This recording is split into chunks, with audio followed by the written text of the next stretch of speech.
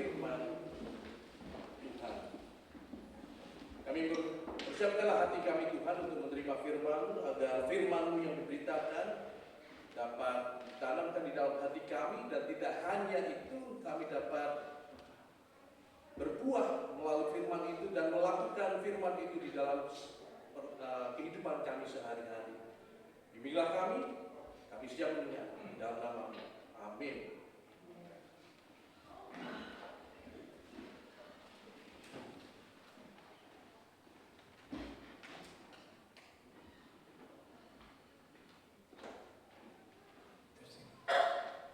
Pembacaan Alkitab pada sore hari ini diambil dari ayat yang baru dari Yohanes 3 ayat 16 sampai 21. Kemudian dilanjutkan dari Yohanes 8 ayat 12 yang bunyi sebagai berikut. Karena begitu besar kasih Allah akan dunia ini, sehingga Dia telah mengaruniakan anaknya yang tunggal, supaya setiap orang yang percaya kepadanya tidak binasa, melainkan beroleh hidup yang kekal. Sebab Allah mengutus anaknya ke dalam dunia bukan untuk menghakimi dunia, melainkan untuk menyelamatkannya oleh Dia. Barang siapa yang percaya kepadanya, ia tidak akan dihukum. Barang siapa yang tidak percaya, ia telah berada di bawah hukum, sebab ia tidak percaya dalam nama anak tunggal Allah.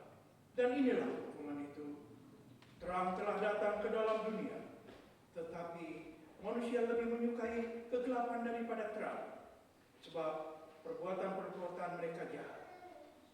Barang siapa yang berbuat jahat membenci terang dan tidak datang kepada terang itu, supaya perbuatan-perbuatan yang jahat itu tidak nampak.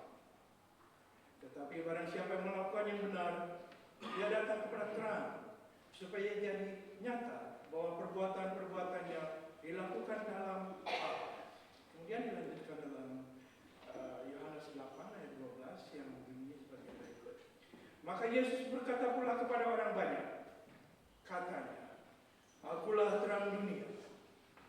Barang siapa mengikuti Aku, ia tidak akan berjalan di dalam kegelapan, melainkan ia akan mempunyai terang hidup. Demikianlah firman Tuhan.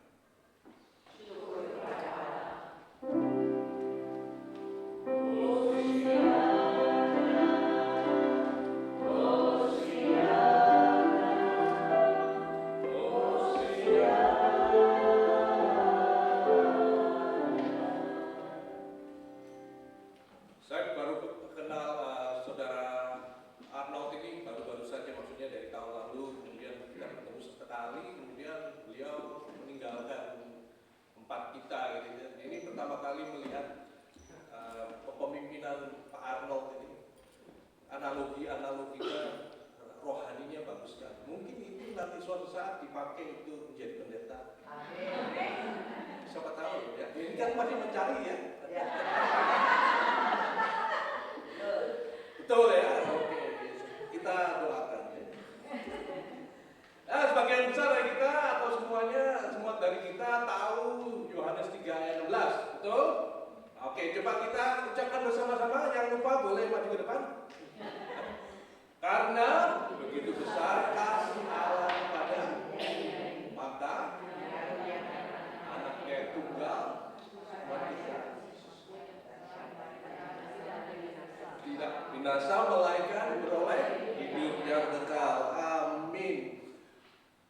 Yohanes 3 ayat 16 adalah ayat yang sangat populer, sangat terkenal, semua menghayati, karena itu adalah janji Tuhan kepada kita semua, bahwa kita ini disayangi, dikasihi oleh Tuhan, sehingga Tuhan itu rela memberikan anaknya tunggal buat kita semua, untuk menyelamatkan kita semua. Itu janji Tuhan Allah Bapa kita yang dulu menyayangi umatnya Israel. Kemudian melalui anaknya, melalui Tuhan Yesus, Tuhan meluaskan cinta kasihnya kepada seluruh dunia, tidak hanya kepada umat Israel, tetapi kepada setiap umat manusia. Seluruh kosmos ini Tuhan mencintai, Tuhan mengasihi. Memberikan anaknya adalah bukti tertinggi dari kasih Tuhan pada kita. Tanpa paksaan, tanpa syarat. syarat, tetapi konsekuensinya nyata. Kita diselamatkan, kita melihat dengan jelas kasih Tuhan yang dinyatakan melalui hidup kekal yang dijadikan Tuhan kepada kita. Tuhan Yesus seakan-akan berkata, aku di sini karena Allah mengasihi umat-Nya, karena Allah mengasihi engkau semua, maka aku rela datang, aku rela berkorban, aku rela untuk disalibkan. Maka pada masa Prapaskah ini kita mengenal, kita mengingat janji Tuhan melalui Tuhan Yesus Kristus itu. Kasih-Nya yang tidak pernah habis-habisnya. Yohanes 3 ayat 17, mungkin ada slide-nya. Kita baca bersama kalau ada. Ini ayat berikutnya dari 16, ini yang ke-17. Mengungkapkan lebih banyak lagi, lebih dalam lagi. Ini juga terkenal, tetapi kita tidak hafal, betul kan? Dan maka dari itu marilah kita baca bersama-sama. Sebab Allah mengutus anaknya ke dalam dunia bukan untuk menghakimi dunia, melainkan untuk menyelamatkannya melalui Dia. Ini adalah pengingat bahwa yang indah bahwa Tuhan ada di pihak kita. Tuhan bukan melawan kita. Kalau Tuhan ingin melawan kita, Tuhan ada di oposisi kita, Tuhan ingin menghukum kita, maka Tuhan tidak akan mengirimkan anaknya. Tuhan tidak akan memberikan anaknya masuk di dalam dunia ini karena tahu dunia ini begitu jahat. Maka anaknya bakal akan disiksa, dibunuh dan mati. Namun karena kasih-Nya, Tuhan itu menyediakan jalan keselamatan bagi kita. Saudara, seringkali kita berpikir bahwa kita ini tidak bisa hidup di dalam Tuhan karena dosa-dosa kita. Tetapi pada saat ini kita diingatkan kembali bahwa hidup di dalam Tuhan itu adalah sebuah pilihan. Kita harus memilih. Kita harus memilih. Yohanes 3 ayat 19 sampai 20 menyatakan demikian. Mari kita baca bersama-sama. Inilah hukuman itu, terang telah datang ke dalam dunia. Tetapi manusia lebih menyukai kegelapan daripada terang, sebab perbuatan mereka jahat. Sebab setiap orang yang berbuat jahat membenci terang dan tidak datang kepada terang itu, supaya perbuatan yang jahat itu tidak tampak. Kita harus memilih untuk percaya kepada Tuhan, untuk menerima kasih Tuhan yang telah dinyatakan, atau menolak. Tuhan itu datang, Yesus berkata, aku datang seperti cahaya, seperti terang. Kamu harus memilih. Jadi ayat ini menyatakan, menantang kita untuk memilih. Terang itu telah datang, tetapi ada beberapa manusia, beberapa orang yang tidak mau hidup di dalam terang. Kita jelas-jelas menantang Tuhan, aku tidak mau hidup di dalam terang, karena inklinasi kita adalah jahat.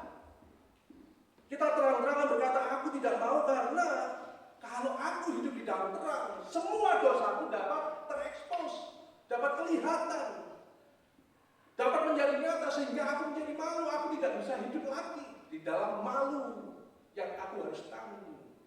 Maka Tuhan Yesus menyatakan, ya, ada orang-orang tertentu yang bisa menerima aku sebagai terang dunia, tetapi ada orang-orang lain yang tidak bisa menerima aku karena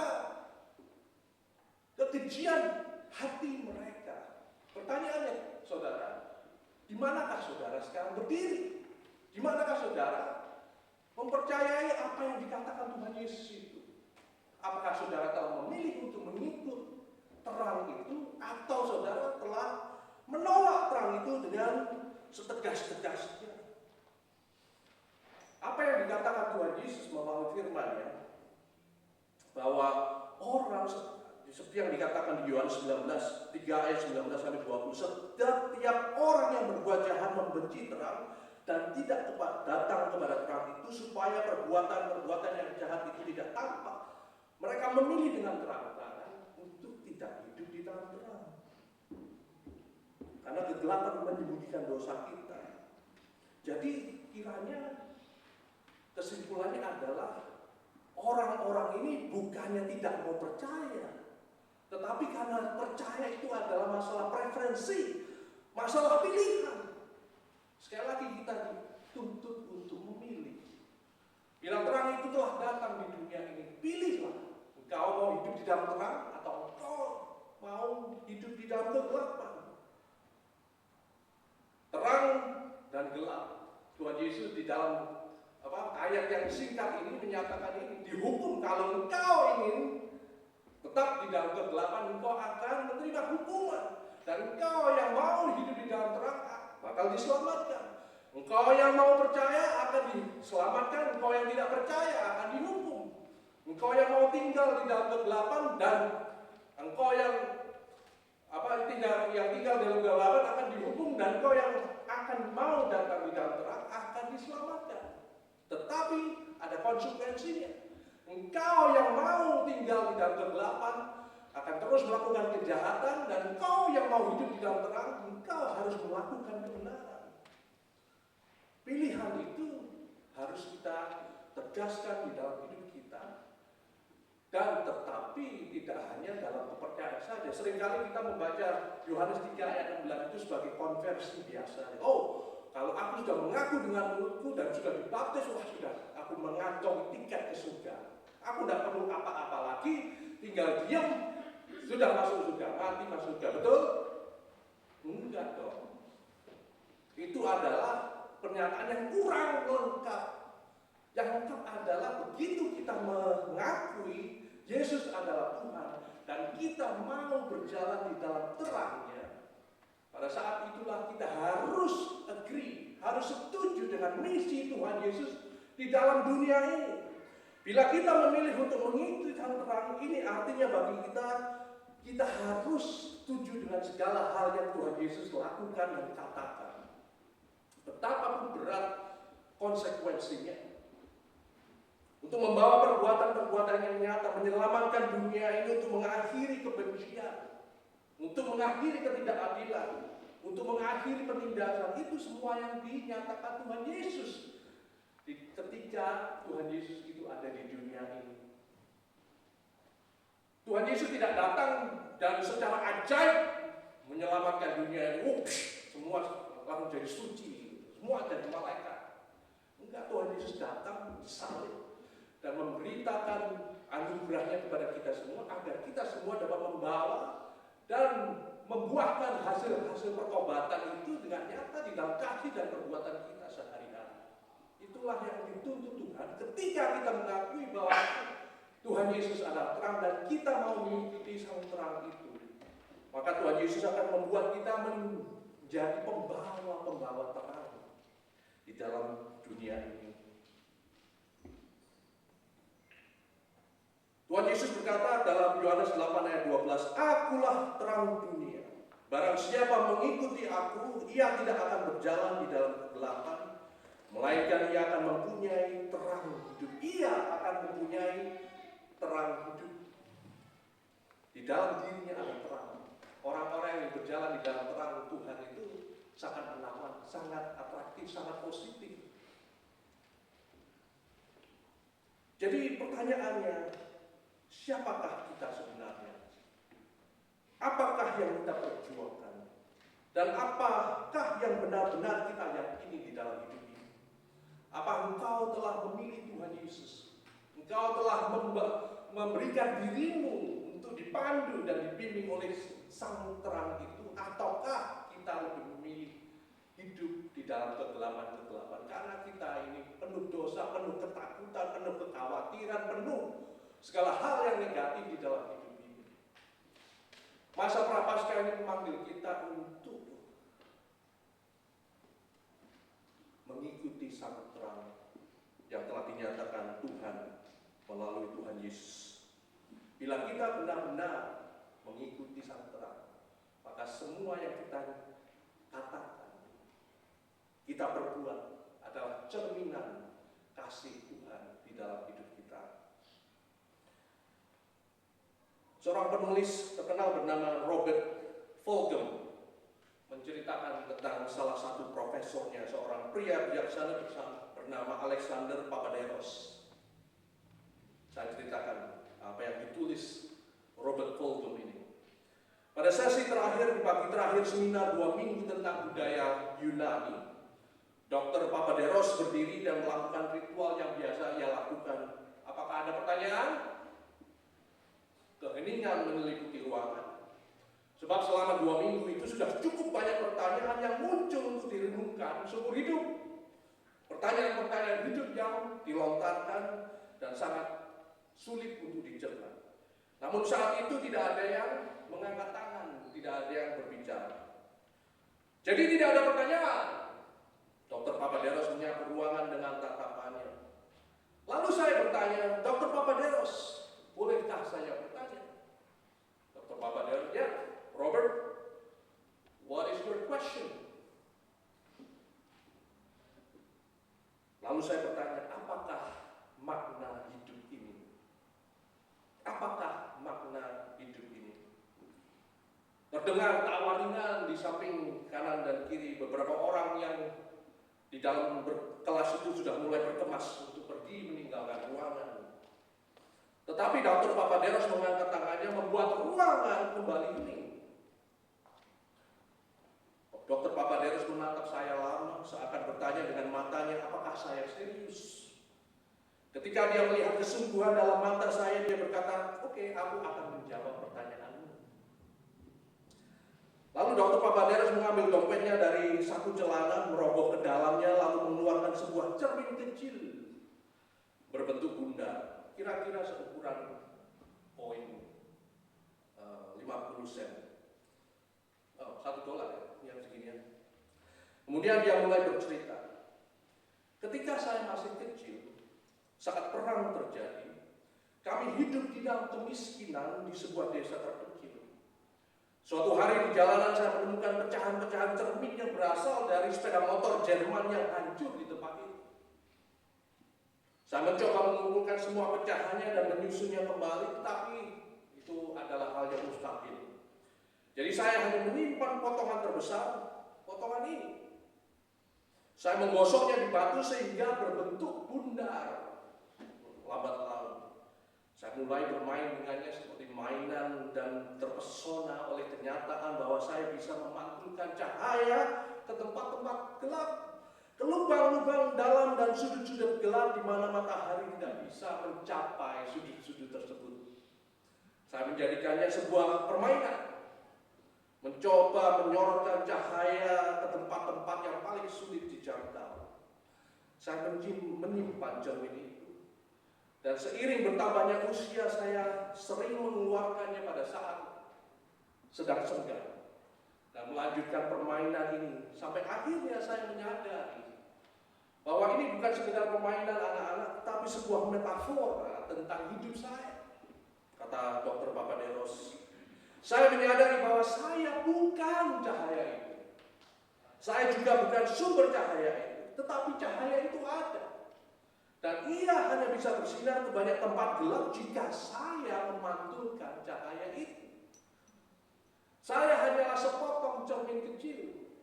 Bagian dari sesuatu yang lebih besar yang betul utuhnya pun aku tidak tahu. Namun dengan apa yang saya miliki, saya bisa memantulkan cahaya ke tempat-tempat gelap di dunia ini, ke dalam hati manusia yang gelap, dan mengubah sesuatu di dalam diri mereka. Mungkin orang lain yang melihatnya akan melakukan hal yang sama, dan itulah yang saya lakukan. Jadi Robert, itulah makna hidup yang aku yakini. Kemudian Dr. Papaderos mengangkat cermin kecilnya, menangkap sinar matahari yang masuk melalui jendela, lalu memantulkannya ke wajahku dan ke tanganku yang terlipat di atas meja. Yesus berkata, akulah terang dunia. Sebagai pengikutnya, kita dipanggil untuk menjadi cermin kecil itu, untuk memantulkan cahaya Kristus ke tempat-tempat gelap, ke setiap hati manusia yang ingin mengenal Tuhan mereka. Ya saudara, pada saat masa prapaskah, jika aku mendaki ke langit, engkau di sana. Jika aku menaruh tempat tidurku di dunia orang mati, di situ pun engkau. Jika aku terbang dengan sayap fajar dan membuat kediaman di ujung laut sampai di ujung laut, juga di sana tanganmu akan menuntun aku dan tangan kananmu memegang aku. Dalam bahasa Inggris, your right hand will hold me fast. Your right hand will hold me fast dan akan memegang masing-masing dari kita selalu.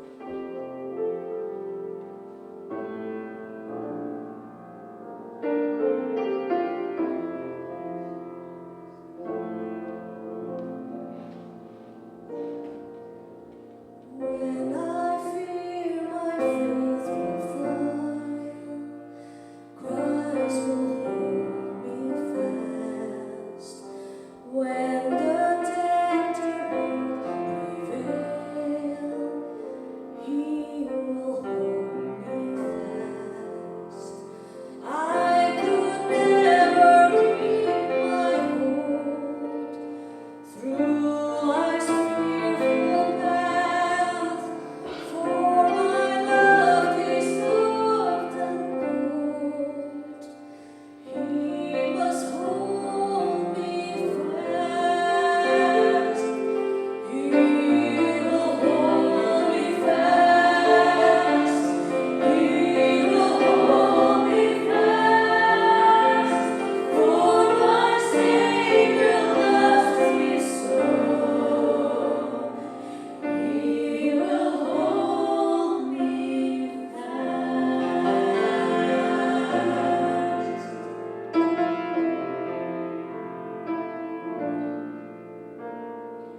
Those who saves are His command,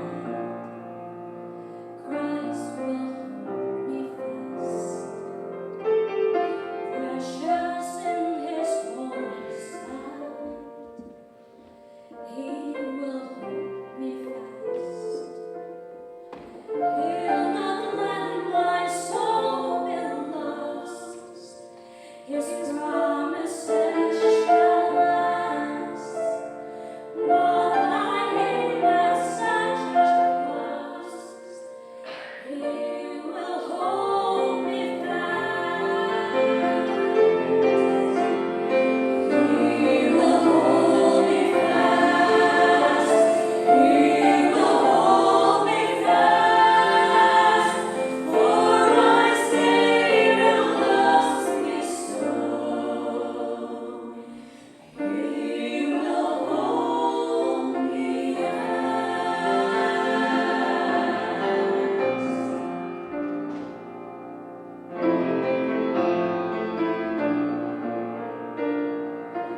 Saat ini kita diingatkan kembali untuk misi dan arti hidup kita. Sebagai pengikut sang terang dunia itu, kita harus selalu memantulkan sinarnya. Bila kita tidak lagi bisa memantulkan sinarnya, apa gunanya kita menjadi Kristen? Selama hidup, marilah kita menjadi pantulan kasih Kristus. Tuhan Yesus berkata di dalam Matius 5, hendaklah terangmu bercahaya di depan orang, supaya mereka melihat perbuatanmu yang baik dan memuliakan Bapamu yang di surga.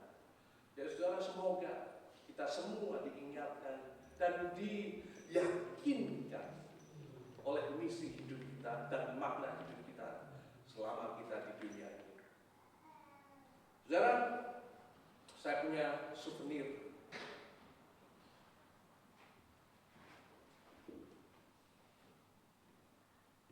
Jadi setiap kita, saya kasih cermin kecil. Semoga saudara di dalam masa Prapaskah ini diingatkan bahwa saudara adalah cermin-cermin kecil yang bisa memantulkan cahaya Kristus. Hati-hati, ini pecah belah ya. Kalau pecah bisa berapi. Tidak bisa lagi memantulkan cahaya.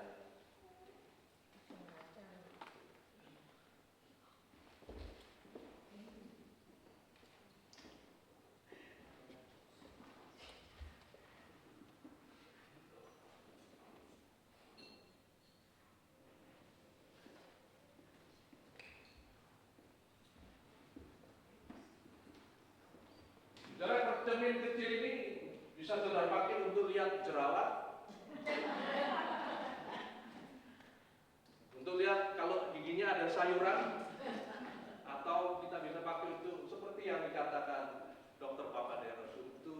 memantulkan cahaya. Semoga saudara bisa diingatkan dari cermin kecil ini untuk selalu memantulkan cahaya Kristus di dunia ini. Mari kita bersaat teduh bersama.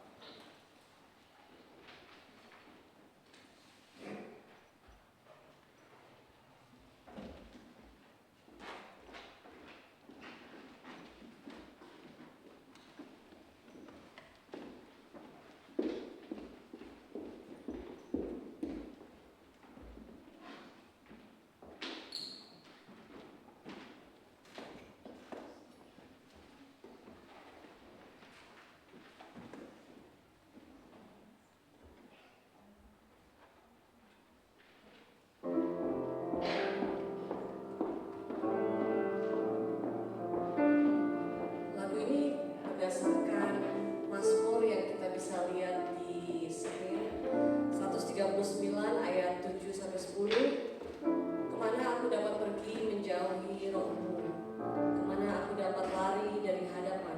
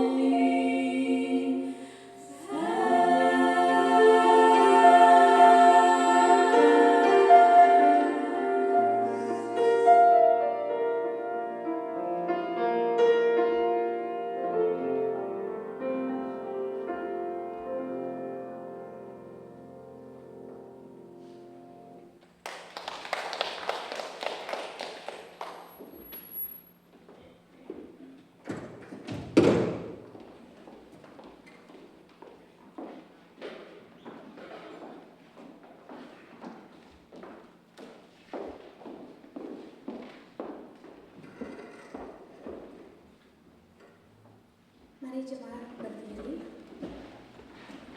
Saatnya untuk pengakuan iman rasuli.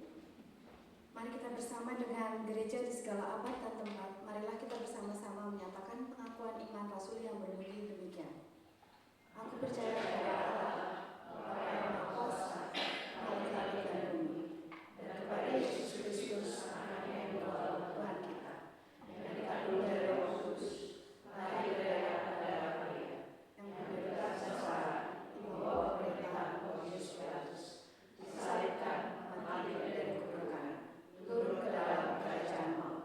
Pada hari yang ketiga, bangkit keluar dari antara orang mati, naik ke surga, duduk di sebelah kanan Allah, Bapa yang Maha Kuasa.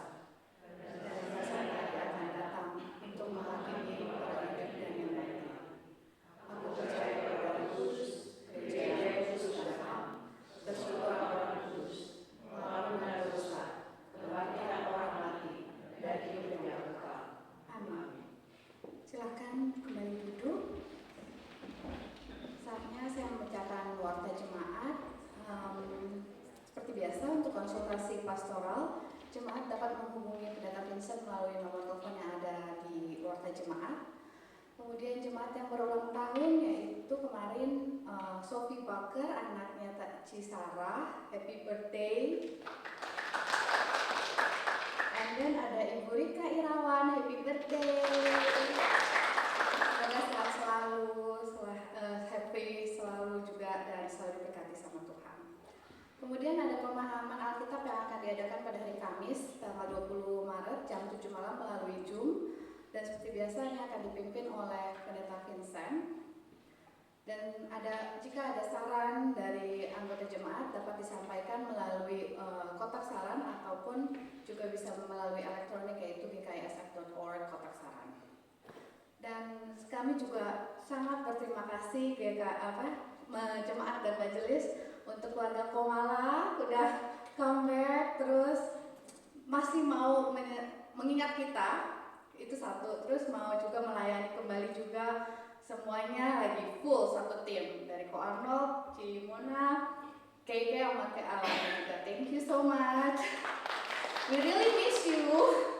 Oke, dan untuk selanjutnya info yang lebih lengkap dapat dilihat di Warta Jemaat mengenai jadwal pelayan petugas ataupun donatur konsumsi. Seperti biasa, jika ada yang mau menyumbang makanan dapat menghubungi seksi konsumsi atau siapapun lah atau majelis. Oke, thank you.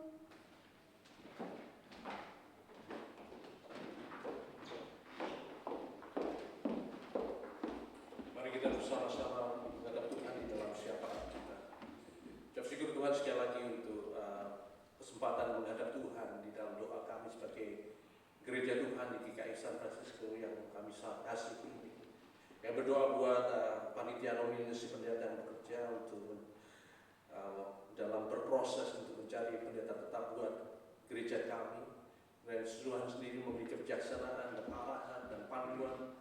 Kiranya apa yang mereka putuskan, mereka lakukan semuanya sesuai dengan kehendak dan arahan Tuhan. Yang berdoa buat jemaat Tuhan yang sedang sakit dan lemah tubuh, untuk Bapak Franco yang sedang mengalami back pain sciatica yang membuatnya sakit dan tidak bisa beraktivitas seperti biasa.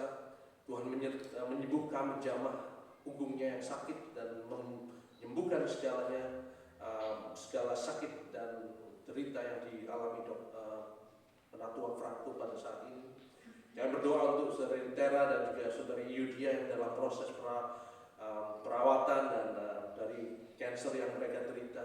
Tuhan telah membimbing dokter di dalam surgery yang dilakukan kepada diri saudari Yudia, dan kami berdoa untuk treatment berikutnya. Tuhan sendiri yang membimbing dan memegang tangan saudari kami ini, dan biarlah semuanya terjadi karena Tuhan sendiri yang berkenan bersama dengan dia. Berkati seluruh keluarga hingga mereka dapat dikuatkan juga untuk melihat dan melihat kasih Tuhan yang begitu nyata di dalam diri Yudia. Kami juga berdoa untuk Bapak Umsi yang lanjut usia, Tuhan memberkati dia dan selalu berjalan bersama dia. Tuhan juga berdoa, kami juga berdoa untuk jemaat yang berulang tahun, untuk Sophie dan Ibu Rika Irawan. Kiranya Tuhan sendiri yang memberikan berkat dan anugerah Tuhan kepada mereka di dalam usia yang bertambah. Kiranya juga pengenalan akan Tuhan dan iman yang teguh kepada Tuhan dapat dinyatakan di dalam hidup mereka, karena Tuhan sendiri yang telah membimbing mereka selama tahun-tahun ini, dan kiranya Tuhan sendiri yang membimbing mereka di dalam perjalanan masa depan mereka. Kami juga berdoa buat kami di dalam pergumulan kami, kehidupan spiritual kami, kesehatan, pekerjaan, semua yang kami lakukan, yang kami berusaha untuk nyatakan di dalam hidup ini. Kiranya Tuhan sendiri yang membimbing dan menyertai kami. Kami sangat bersyukur untuk keluarga Arnold dan Mona yang pada saat ini bersama dengan kami. Tuhan juga berkati mereka selama visit mereka di tempat ini, dan juga ketika mereka akan kembali balik ke Georgia, Tuhan juga menyertai perjalanan mereka, dan Tuhan mempertemukan kami kembali di waktu-waktu yang akan datang. Tuhan berkatilah kami, berkatilah dunia kami, negara kami, Indonesia dan juga Amerika yang kami cintai. Kiranya semuanya bisa berjalan dengan baik, pemerintahan Tuhan bersama pemerintahan dunia ini, sehingga para pemimpin dunia dapat bekerja sama mewujudkan cinta kasih Tuhan dan juga keadilan sosial yang merata buat semua orang. Bagi kami yang risau atas pemerintahan yang sedang memerintah pada saat ini, kiranya Tuhan sendiri memberikan keteguhan hati kami, dan biarlah kami juga melihat bahwa Tuhanlah sendiri pemimpin hidup kami dan bukan presiden, bukan raja atau pangeran di dalam dunia ini. Tuhan sendirilah yang in charge, yang in control over our lives today and forever. Terima kasih Tuhan untuk pernyataan Tuhan dan untuk terang Tuhan yang telah hadir di dalam diri kami. Kiranya kami dapat mengejawantahkan terang itu di dalam hidup kami sehari-hari. Kami akan menutup doa ini Tuhan, doa yang tidak sempurna dengan doa yang Tuhan ajarkan kepada kami. Kami berdoa bersama. Bapa kami yang di surga, dikuduskanlah namamu, datanglah kerajaan-Mu, jadilah kehendak-Mu di bumi seperti surga. Berikanlah kami pada hari ini makanan kami. Dalam segala keadaanmu, Tuhan baik, selalu baik. Tuhan baik, selalu baik. Tuhan baik, selalu baik. Tuhan baik, selalu baik dalam hidupku. Mari kita bawa persembahan kita di dalam doa. Tuhan, kami mengucap syukur ya Tuhan, pada sore hari ini Engkau diingatkan kembali, kami diingatkan kembali bahwa Engkau selalu baik, Engkau selalu baik dalam hidup kami. Terima kasih untuk berkat karunia Engkau limpahkan dalam hidup kami hari demi hari ya Tuhan. Biar kami boleh terus menghitung berkat-berkat kami, sehingga kami mau selalu mengucap syukur atas kasih-Mu, atas berkat-Mu. Tuhan, pada sore hari ini kami memberikan sebagian dari segala berkat yang kami terima dari Engkau ya Bapa. Biarlah persembahan ini bisa memberikan kemajuan untuk pelayanan di tempat ini. Berkati majelis yang akan mengelola persembahan ini supaya bisa digunakan dengan sebaik-baiknya. Kami berdoa biarlah kami bukan saja memberikan persembahan dalam segi materi ya Bapak, tapi kami juga mempersembahkan hidup kami. Kami memberikan yang terbaik dalam hidup kami kepada Engkau saja, karena Engkau telah memberikan yang terbaik terlebih dahulu. Terima kasih ya Tuhan. Dalam nama Anak-Mu yang tunggal Yesus Kristus kami berdoa dan mengucap syukur. Amin.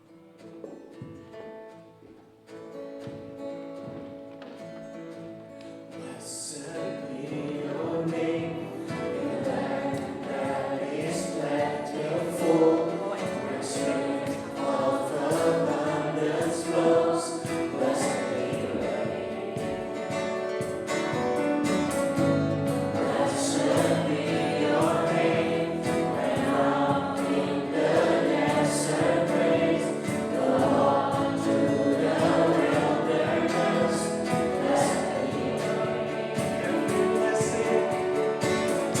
Every blessing you pour out, turn that to praise. When the darkness closes in war, still I will say, blessed be the name of the Lord. Blessed be your name. Blessed be your name of the Lord. Blessed be your glorious name.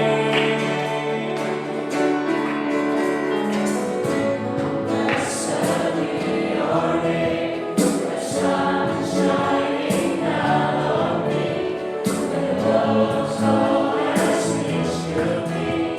Blessed be your name. Kami yang secukupnya, dan ampunilah kami akan kesalahan kami, seperti kami juga mengampuni orang yang bersalah kepada kami.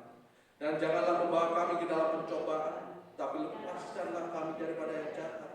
Karena Engkaulah yang punya kerajaan dan kuasa dan kemuliaan sampai selama-lamanya. Amin.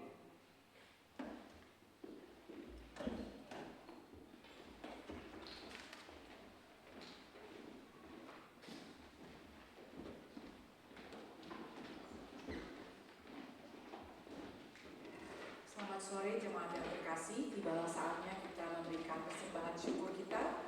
Pelayanan persembahan syukur pada sore hari ini diambil dari 1 Tesalonika 5 ayat yang ke-18. Mengucap syukurlah dalam segala hal, sebab itulah yang dikehendaki Allah di dalam Kristus Yesus bagi kamu. Sambil persembahan diedarkan atau persembahan, jemaat bisa membagikannya dalam langsung dan juga online.